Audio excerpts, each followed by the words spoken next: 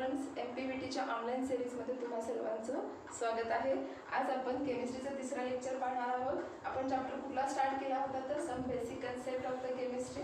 पहिल्या लेक्चरमध्ये आपण तुम्ही पहिलं, दुसरं आणि आज माझं तिसरं लेक्चर आहे। माझ्या माहितीनुसार तुम्ही बघितलं असेल मे बी पहिलं आणि दुसरं लेक्चर। आज आपण तिसरं लेक्चर स्टार्ट करतोय। तर पहिल्या लेक्चरमध्ये मी काय सांगितलं होतं तर केमिस्ट्रीची डेफिनेशन, मॅटरची डेफिनेशन। ओके, नेक्स्ट सेकंड लेक्चरमध्ये काय पाहिलं होतं आपण तर मॅटरचं क्लासिफिकेशन। त्याचं क्लासिफिकेशन त्याचं दोन टाइप्समध्ये क्लासिफिकेशन होतं। पहिला काय आहे प्युअर सबस्टन्स आणि दुसरा आहे मिक्सचर। त्याच्या आधी मला हे एक सांगा की मॅटर म्हणजे काय। तर मॅटर म्हणजे काय तर anything which occupy the space and which have the mass, म्हणजे असा एखादी वस्तू की जो जागा व्यापतो आणि ज्याला काय आहे स्वतःचं वस्तुमान असतं त्याला आपण काय म्हणतो मॅटर म्हणतो। याचं डिवायडेशन होतं कशामध्ये तर दोन टाइप्समध्ये। पहिलं कुठलं आहे प्युअर सबस्टन्स, दुसरं आहे मिक्सचर। प्युअर सबस्टन्स म्हणजे मी कालच्या लेक्चरला काय सांगितलं होतं की ज्याचं केमिकल कंपोजिशन हे फिक्स्ड असतं आणि त्याचं केमिकल कंपोजिशन फिक्स्ड आहे म्हणून त्याच्या प्रॉपर्टीज कशा असतात डिफाईन्ड असतात, तर आपण काय म्हणतो प्युअर सबस्टन्स। फॉर एक्झाम्पल काय तर वॉटर असेल, अमोनिया असेल म्हणजे NH3, हे त्याचे एक्झाम्पल्स काल आपण बघितले होते। नेक्स्ट काय बघितलं होतं तर मिक्सचर। तर मिक्सचर म्हणजे काय तर प्युअर सबस्टन्सच्या अपोजिट, म्हणजे ज्याच्यामध्ये केमिकल कंपोजिशन हे त्याचं कसं असतं फिक्स्ड नसतं त्याला आपण काय म्हणतो मिक्सचर म्हणतो। आणि त्याचं केमिकल कंपोजिशन फिक्स नाही आहे म्हणून त्याच्या प्रॉपर्टीज सुद्धा कशा असतात तर इनडिफाईन्ड असतात, अनिश्चित असतात, तर आपण काय म्हणतो मिक्सचर। तर मिक्सचरचं एक्झाम्पल काय सांगितलं होतं तर मिक्सचर ऑफ किंवा वॉटर प्लस शुगर हे दोघांचं सोल्युशन जे काय आहे तर आपण काय म्हणतो मिक्सचर। कारण का तर पाण्यामध्ये जी काय साखरची क्वांटिटी आहे ती कशी आहे तर फिक्स्ड नाही आहे म्हणून त्याला आपण काय म्हणतो मिक्सचर। नेक्स्ट आपण काय बघितलं होतं तर हा जो काही प्युअर सबस्टन्स आहे again it is divided into the two types, that is the elements and compounds. म्हणजे हा जो काही प्युअर सबस्टन्स आहे याचं डिवायडेशन होतं दोन टाइप्समध्ये, एलिमेंट आणि कंपाऊंड। तर एलिमेंट म्हणजे काय बघितलं होतं तर असा प्युअर सबस्टन्स की ज्याच्यामध्ये तो काय होत नाही ब्रेक होत नाही, त्याला तुम्ही कुठलीही केमिकल रिॲक्शन अप्लाय केली तरी पण, तर आपण काय म्हणतो एलिमेंट्स। म्हणजेच काय तर pure substances which cannot be broken into the simpler substances by any ordinary chemical change which is known as the elements। and compounds म्हणजे काय पाहिलं होतं तर pure substances which are made up from the one or more elements in a fixed composition किंवा in a fixed proportion which is known as the compounds। for example मी लिहिलेलं आहे NH3 H2SO4 CuSO4 आणि याचे example काय hydrogen, chlorine, nitrogen, magnesium. तर याच्यामध्ये NH3 म्हणजे ammonia, H2SO4 म्हणजे सल्फ्युरिक ॲसिड आणि CuSO4 म्हणजे काय तर कॉपर सल्फेट। ओके, आता नेक्स्ट आपल्याला काय बघायचं आहे, आजचं लेक्चर आपल्याला स्टार्ट करायचं आहे कशापासून तर क्लासिफिकेशन ऑफ द एलिमेंट्स पासून। ओके,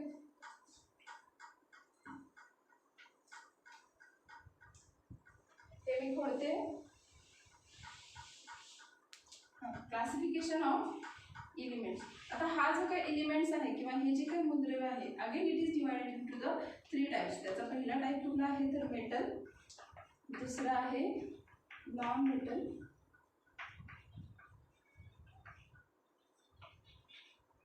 आणि थर्ड आहे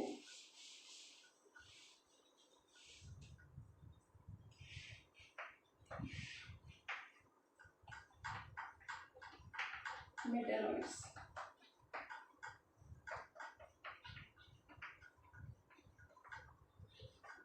ओके, आता पहिल्यांदा बघूयात आपण मेटल। मेटलचा अर्थ काय आहे धातू।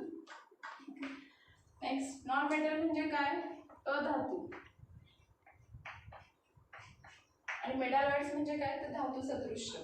ओके, आता बघा मेटल्स म्हणजे काय तर मेटल म्हणजे काय धातू। आता धातू म्हणजे काय तुम्ही कसा ओळखणार, आता फॉर एक्झाम्पल एखादं जर एलिमेंट असेल तर तो धातू आहे का अधातू आहे हे तुम्ही कसं ओळखणार तर त्याच्यासाठी सुद्धा किंवा त्याचं आयडेंटिफाय करण्यासाठी त्याच्या काय आहे थोड्याफार प्रॉपर्टीज आहेत, म्हणजे त्यांचे थोडेसे गुणधर्म आहेत की त्याच्या बेसिसवर आपण काय आयडेंटिफाय करू शकतो की तो धातू आहे का अधातू आहे का धातू सदृश आहे, म्हणजे तो मेटल आहे का नॉन मेटल आहे का मेटॅलॉइड आहे। ओके, आता पहिल्यांदा आपण बघूयात मेटल। मेटल म्हणजे काय धातू। तर याच्यामध्ये ह्याला आयडेंटिफाय करण्यासाठी त्याची पहिली प्रॉपर्टी आहे तर they R good conductors of the heat and electricity. बघा मी काय सांगते, they are good conductor of heat and electricity. म्हणजेच काय, तर त्यांच्यामधून काय होऊ शकते, तर इलेक्ट्रिक करंट आणि हीट ही सप्लाय होऊ शकते. म्हणजे ते काय करतात, आपल्या स्वतःमधून त्यांना ते जाऊ देतात. त्याला आपण काय म्हणतो, मेटल. म्हणजेच काय, फॉर एक्झाम्पल माझ्याकडे हा एक चमचा आहे. जर हा चमचा म्हणजे काय, हा मेटल आहे. समजा हा कन्सिडर करा की हा सिल्वरचा आहे. आता याच्यामध्ये मेटलचे एक्झाम्पल काय आहे, तर सिल्वर असेल, गोल्ड असेल. ओके, आता हा चमचा आहे. या चमचाला जर समजा मी हीट केलं, बघा मी तुम्हाला पहिली प्रॉपर्टी काय सांगितली, they are good conductor of the heat and electricity. Okay, आता हा चमचा आहे. या चमच्याला समजा जर मी हीट केलं, तर या साईडला जर मी इथे मेणबत्ती लावली, तर काय होईल, तर एका 5 मिनिटानंतर इथला जो काय गरम झालेला भाग आहे त्याच्यामुळं काय होईल, तर 5 मिनिटानंतर हा भाग सुद्धा काय होईल, गरम होईल. म्हणजेच काय, तर हीट या साईडून या साईडपर्यंत काय झालेली आहे, ट्रान्सफर झालेली आहे. म्हणजेच काय, तर they R good conductors of the heat. म्हणजे ते काय करतात, उष्णतेला व्यवस्थितपणे किंवा उष्णतेला ते त्यांच्यामधून काय करतात, वाहून नेतात. आलं का लक्षात मी काय सांगितलं तुम्हाला, तर या साईडला जर मी हीट दिली तर ही या साईडला काय होणार आहे, ट्रान्सफर होणार आहे. म्हणजेच काय, तर metals are the good conductors of the heat and electricity. इथे मी पहिली प्रॉपर्टी लिहिते याची, काय सांगितली मी, तर they R good conductor of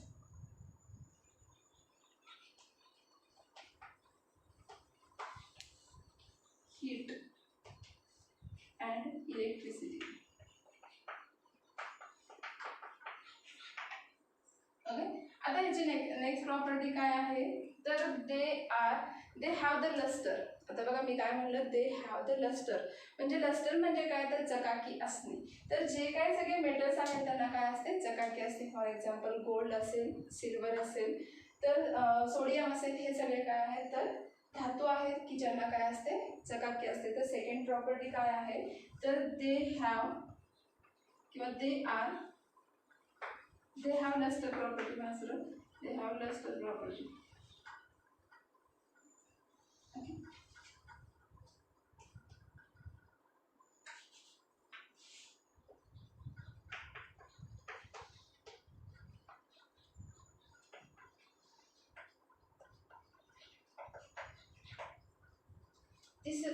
याची तिसरा प्रॉपर्टी काय आहे, तर दे आर मेलाबल अँड डक्टाईल किंवा they have malleability and ductility. बघा मी काय सांगते, तर दे हॅव मेलॅबिलिटी अँड डक्टिलिटी. आता मेलॅबिलिटी म्हणजे काय, की ज्याच्यापासून ठोकून पत्रा तयार केला जातो.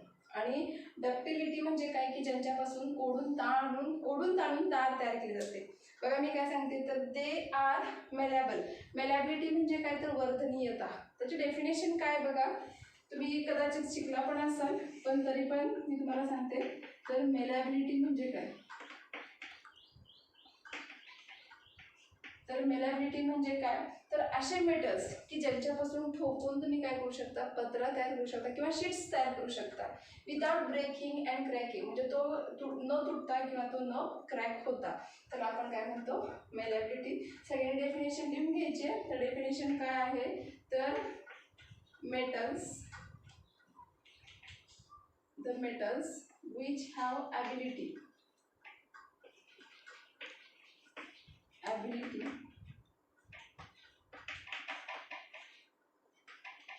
to hammered into sheets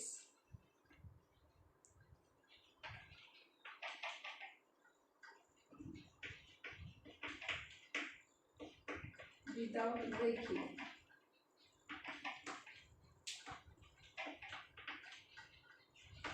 तर हॅमर्ड म्हणजे काय, ठोकणे. तर मेलॅबिलिटी, तर the metal which have ability to hammered into sheets without breaking which is known as the मेलॅबिलिटी.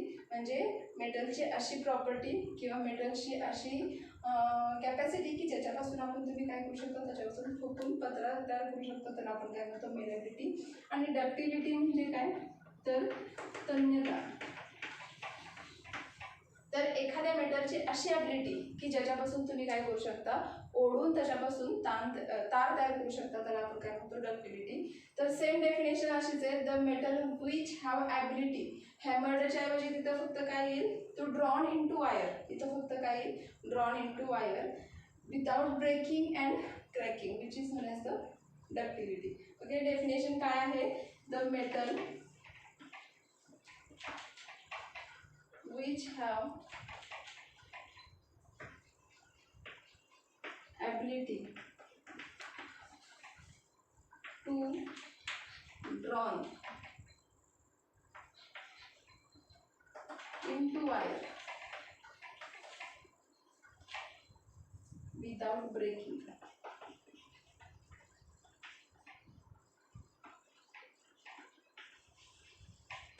is known as ductility. झाले दोन्ही पॉईंट क्लिअर, मेलॅबिलिटी आणि डक्टिलिटी. मेलॅबिलिटी म्हणजे काय तर हॅमर्ड इनटू शीट्स आणि डक्टिलिटी म्हणजे काय तर ड्रॉन इनटू वायर. ओके, आता मी काय सांगितले याची प्रॉपर्टी, दुसरी प्रॉपर्टी काय तर दे आर किंवा they have malleability and ductility. For example काय तर सिल्वर असेल, गोल्ड असेल, कॉपर असेल, हे आपण तुम्ही तुमच्याकडे तांब्याची भांडी आहेत बरोबर, ती चकाकतात म्हणजेच काय ते काय आहे? मेटल्स आहेत. नेक्स्ट काय बघायचं आपल्याला? Non metals. आता नॉन मेटल्स म्हणजे काय तर अधातू की ज्याच्यामध्ये प्रॉपर्टीज आहेत पण कुणाच्या विरुद्ध? मेटल्सच्या विरुद्ध. तर आपण काय म्हणतो? Non metals. म्हणजेच काय तर याची पहिली प्रॉपर्टी काय आहे? They are good conductors of the heat and electricity. तर नॉन मेटल्स काय असतील? They are bad conductors of heat and electricity. They are bad conductors of heat and electricity. पण याच्यामध्ये काय आहे तर नॉन मेटल्स कसे आहेत तर bad conductors of heat and electricity म्हणजे त्यांच्यामधून हीट अँड इलेक्ट्रिसिटी ही सप्लाय होऊ शकत नाही. फॉर एक्झाम्पल एखादं फॉर एक्झाम्पल एखादं लाकूड घ्या, लाकडाला एका साईडला काय करा तुम्ही? हीट करा, तो दुसऱ्या साईडला तापतो का? नाही. म्हणजे तो कसा आहे? Bad conductor of the heat and electricity आहे. पण याच्यासाठी एक एक्सेप्शन आहे. एक्सेप्शन म्हणजे काय तर याला वगळून, म्हणजेच काय जर समजा फॉर एक्झाम्पल तुम्ही जर डायमंड घेतला किंवा ग्राफाईट जर घेतलं तर ग्राफाईट काय आहे तर याला एक्सेप्शनल केस आहे की ज्याच्यामधून हीट आणि इलेक्ट्रिसिटी ही सप्लाय होते. म्हणजे याच्यामध्ये तुम्हाला काय लिहायचंय तर accept graphite.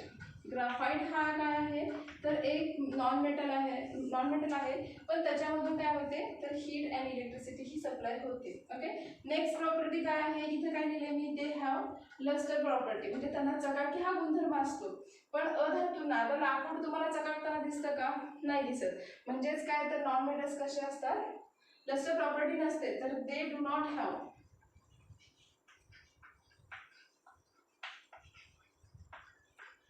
Lustre property. They do not have lustre property म्हणजे त्यांना चकाकी ही नसते. पण याच्यासाठी सुद्धा एक एक्सेप्शन केस आहे. म्हणजेच काय तर डायमंड आणि आपलं सोडियम जे काही सॉल्ट आहे त्याला आपण काय म्हणतो? आयोडीन. तर ते जे काही दोन केसेस आहेत म्हणजे डायमंड आणि आयोडीन ह्याला काय आहेत? एक्सेप्शनल आहेत. म्हणजे डायमंडला काय असते, आता एखादा हिरा जर घेतला तर तो काय करतो? चकाकतो. पण तो कसा आहे? नॉन मेटल आहे पण त्याला चकाकी आहे. तर ती एक जी एक्सेप्शनल केस आहे. आणि दुसरं म्हणजे काय तर आयोडीन. आपल्या घरामधलं जे काय तुम्ही साल्ट यूज करता तुम्ही थोडं त्याच्याकडे व्यवस्थित जर ऑब्झर्व केलं तर ते थोडंसं त्याला काय आहे? शाईन आहे. म्हणजेच तो कसा आहे तर त्याला लस्टर प्रॉपर्टी आहे. तर एक्सेप्शनल केस कोण आहे ह्याच्यामध्ये तर डायमंड अँड आयोडीन. हे त्याचे कसे आहेत? काय आहेत तर एक्सेप्शनल केसेस आहेत. थर्ड प्रॉपर्टी काय आहे तर इथे मी काय लिहिली आहे? They have malleability and ductility. कुणाला आहे? पण मेटल्सला आहे. पण याच्यामध्ये लाकडाचं तुम्ही ठरवलं त्यापासून तार तयार करायची पॉसिबल आहे का? नाही. म्हणजेच काय तर they do not have the malleability and ductility property. ठीक आहे, मी तिसरी प्रॉपर्टी लिहिते. तर काय मी सांगितलं होतं तर दे आर नॉट मेलेबल किंवा they are not malleable and ductile किंवा they do not have the malleability and ductility म्हणलं तरी पण चालेल. नेक्स्ट काय आहे तर मेटॅलॉइड.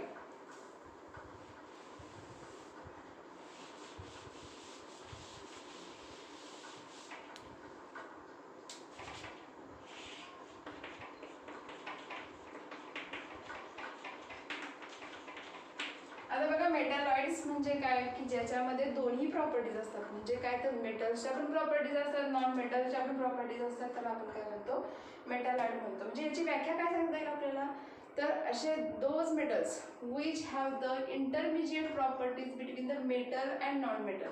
म्हणजे असा मेटल किंवा असे एलिमेंट्स किंवा असा पदार्थ की ज्याच्यामध्ये मेटलच्या पण प्रॉपर्टीज आहेत, नॉन मेटलच्या पण प्रॉपर्टीज आहेत, त्याला आपण काय म्हणतो मेटॅलॉइड. तर those substances which are the intermediate between the metal and non metal which is known as the metalloid. For example काय सांगता येईल, तर त्याचं एक्झाम्पल आहे जर्मेनियम, सिलिकॉन असेल, तर हे त्याचे कायच आहेत एक्झाम्पल्स आहेत.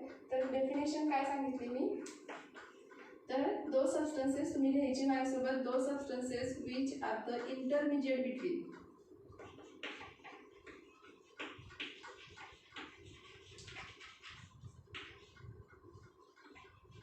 which are intermediate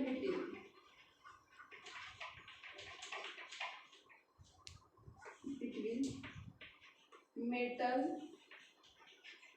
and non-metals.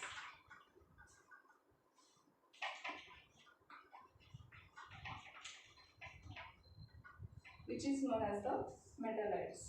Those substances which have intermediate property फक्त करायचं एक शब्द property between metal and non metal which is known as the मेटलाइट्स. For example काय आहे, तर सिलिकॉन असेल, ठीक आहे, जर्मेनियम असेल, हे त्याचे एक्झाम्पल आहे.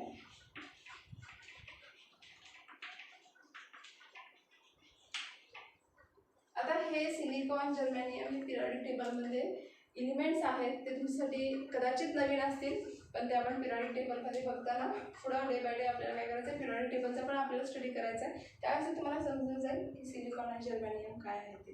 ओके, तर हा झाला सगळा आताचा complete classification of the matter की ज्याच्यामध्ये आपण प्युअर सबस्टन्स, मिक्सचर हे बघितलं.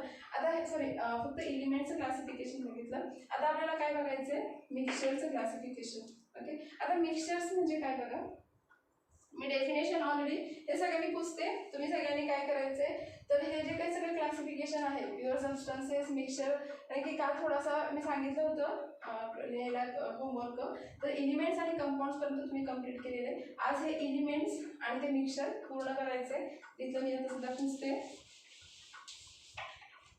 तर याचं क्लास आता कुणाचं क्लासिफिकेशन बघायचं आपल्याला, मिक्सचरचं क्लासिफिकेशन बघायचं आहे.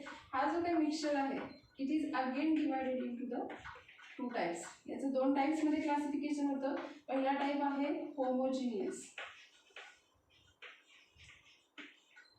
आणि दुसरा आहे हेटेरोजिनियस.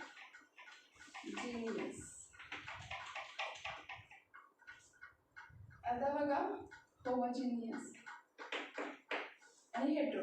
आता होमो म्हणजे काय, सेम, आणि हेटेरो म्हणजे काय, डिफरंट.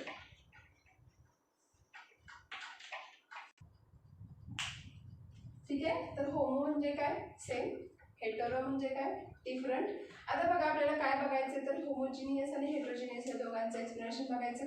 आता होमोजिनियस म्हणजे कसं की ज्याच्यामध्ये सोल्युशन हे सेपरेट दिसत नाही. म्हणजे फॉर एक्झाम्पल काय, जर समजा मी एक ग्लासभर साखर घेतली, सॉरी एक ग्लास मी पाणी घेतलं, त्याच्यामध्ये मी 1 चमचा साखर घातली आणि त्याला मी थोडंसं हलवलं, काय होईल रे, तर त्याच्यामध्ये काय होईल, तर थोड्या वेळाने एक 5 मिनिटानंतर काय होईल, तर त्या ती जी काही पाणी आहे त्या पाण्यामध्ये जी काही आपण साखर ॲड केलेली आहे ती पूर्णपणे काय होते, डिझॉल्व्ह होते, म्हणजे विरघळेल. म्हणजेच काय, तर त्याच्यामध्ये तुम्हाला सेपरेशन दिसणार आहे का, तर साखरेचा थर वेगळा आहे, पाण्याचा थर वेगळा, असं काही दिसणार आहे का, नाही. म्हणजे ज्या वेळेस सोल्यूट आणि सॉल्व्हंट हा किंवा एखादा जर सॉल्व्हंट असेल तर त्याच्यामध्ये सोल्यूट हा कम्प्लिटली डिझॉल्व्ह ज्यावेळेस असेल त्याला आपण काय म्हणतो, होमोजिनियस. म्हणजेच काय, आता तुम्ही म्हणाल सोल्यूट म्हणजे काय, सॉल्व्हंट म्हणजे काय, सोल्युशन म्हणजे काय.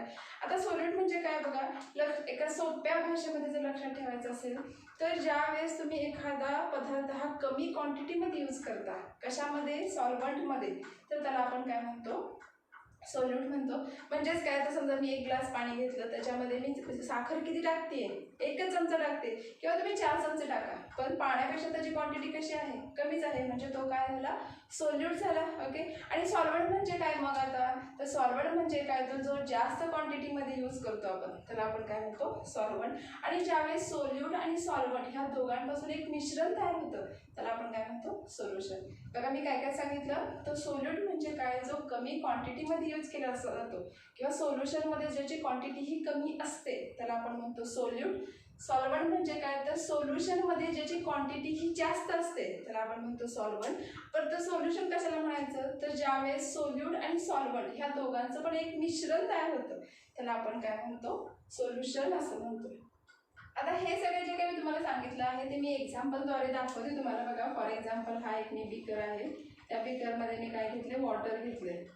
आता हा वॉटर म्हणजे कोण, आता तुम्ही हा बीकर घेतला, त्याच्यामध्ये समजा 1 ग्लासभर पाणी असेल तर त्याच्यामध्ये थोडंसं पूर्ण भरण्याला थोडंसं कमी, म्हणजे मी इथपर्यंत जर पाणी घेतलं तर ते कोण असेल, सॉल्व्हंट. हा कोण आहे, सॉल्व्हंट. आणि हे शुगर मॉलिक्युल्स, कन्सिडर करा ही साखर आहे, हे शुगर मॉलिक्युल्स, तर आपण काय म्हणू, सोल्यूट.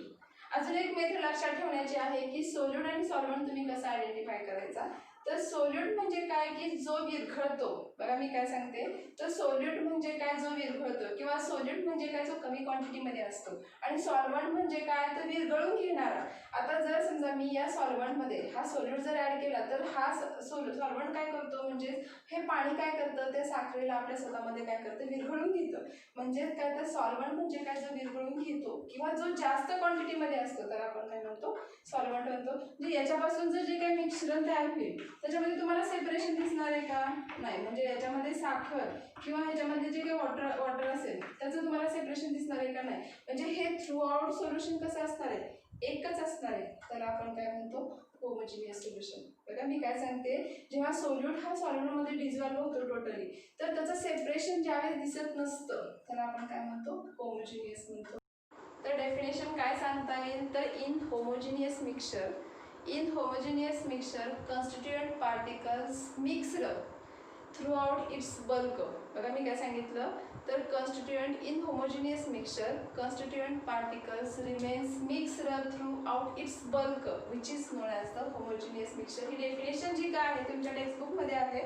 मी काय सांगितलं, तर in homogeneous mixture constituent particles म्हणजे कोण, हा सोल्यूट, रिमेन्स मिक्स्ड म्हणजे तो मिक्स होतोय कोणामध्ये, थ्रू आउट इट्स बल्क. म्हणजे बल्क क्वांटिटी म्हणजे काय, मोठ्या प्रमाणामध्ये असणारं, म्हणजेच कोण आहे, सॉल्व्हंट. त्याच्यामध्ये तो काय होतोय, कंटिन्युअसली, म्हणजे त्याच्यामध्ये पूर्णतः तो काय होतोय, विरघळतोय, त्याला आपण काय म्हणतो, homogeneous mixture.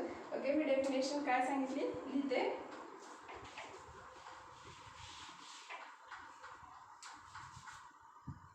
In homogeneous mixture, तुम्ही ते कंटिन्यू करा, मी डिरेक्टली लिहिणार आहे.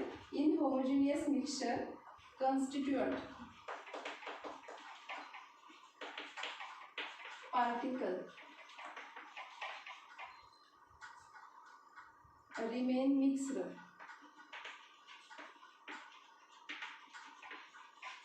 throughout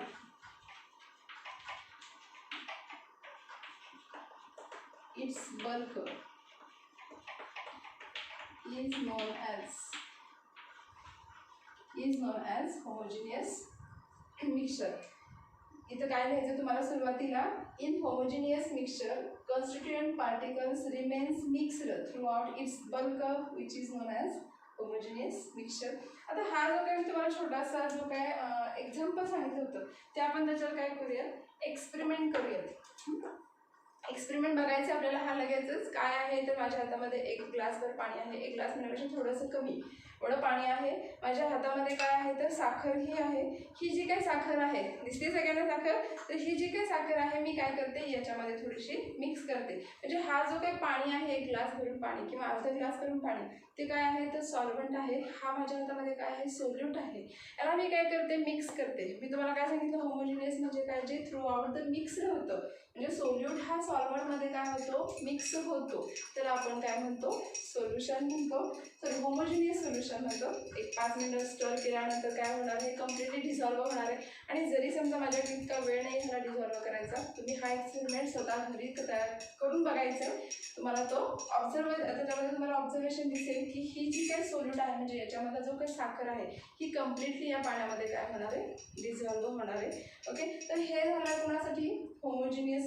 आता हे अगदी 5 मिनिटांनी जर बघितलं तर हे काय होईल, मिक्स होईल. 5 मिनिटानंतर मी तुम्हाला काय करेल, हे मिक्स झालेलं दाखवेल. ओके, नेक्स्ट काय आहे तर हेट्रोजिनियस मिक्सचर्स. आता हेट्रो म्हणजे काय, मी मगाशी तुम्हाला सांगितलं हेट्रो म्हणजे काय, डिफरंट. तर याच्यामध्ये मी डेफिनेशन जी काय सांगितली, याच्यामध्ये फक्त तुम्हाला काय करायचं आहे, एक वर्ड ॲड करायचं आहे. काय करावं लागणार आहे मग, की ज्याच्यामध्ये आता याच्यामध्ये काय होतंय, थ्रूआउट द मिक्सचर हे सेम दिसते, पण याच्यामध्ये सेम दिसणार नाहीये. म्हणजेच काय तर इन हेट्रोजिनियस मिक्सचर किंवा in heterogeneous solution the constituent particles remains mixed असणार आहे का इथं, मिक्सड नॉट. म्हणजेच काय, in heterogeneous mixture constituent particles remains not mixed throughout its bulk, which is known as the heterogeneous. म्हणजे याच्यामध्ये तुम्हाला फक्त एक वर्ड यूज करायचा आहे, रिमेनला कट करायचं आहे, not mixed throughout its bulk which is known as the heterogeneous. म्हणजेच काय तर डेफिनेशन त्याची काय होईल, in heterogeneous solution constituent particles does not remains mixed throughout its bulk which is known as heterogeneous mixture. For example काय तर definition काय लिहायची त्याची, इथे डेफिनेशन लिहिते मी. डेफिनेशन काय आहे, काय सांगितले मी, constituent particles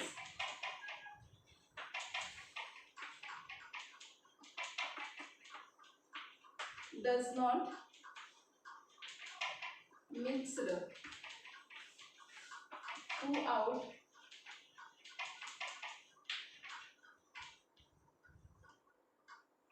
its bulk which is known as heterogeneous. तर एक्झाम्पल काय सांगता येईल मग हेटेरोजिनियसचं, कुणाला सांगता येईल एक्झाम्पल काय सांगता येईल, तर फॉर एक्झाम्पल जर मी वॉटर घेतलं आणि त्याच्यामध्ये जर मी ऑइल टाकलं, काय होईल त्याच्यामध्ये, तर त्या दोघांचा जर काय जे सेपरेशन आहे ते तुम्हाला काय होईल दिसेल. म्हणजे ऑइलचा थर तुम्हाला वेगळा दिसेल आणि वॉटरचा थर तुम्हाला काय दिसेल, वेगळा दिसेल. म्हणजे त्यांच्या दोघांच्या जे काही सोल्युशन आहे त्या सोल्युशनमध्ये तुम्हाला सेपरेशन दिसेल, तर आपण काय म्हणतो, हेटेरोजिनियस. हा एक्सपेरिमेंट पण परत आपण बघणार आहोत. माझ्याकडे एक ग्लास, इथं अर्धा ग्लास पाणी आहे, हे काय झालं सॉल्व्हंट आहे, हा कोण आहे, सोल्यूट आहे. आता हा जो काय आहे याच्यामध्ये मी काय करते, तेल आहे ते मी याच्यामध्ये ॲड करते.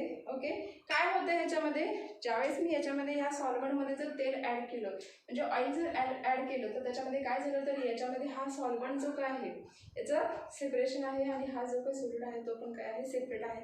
म्हणजेच काय, in heterogeneous mixture the constituent particles does not mixed, म्हणजे हे जे काही कॉन्स्टिट्युएंट पार्टिकल्स आहेत हे या सॉल्व्हंटमध्ये मिक्सड होत नाही throughout its bulk which is known as the heterogeneous mixtures.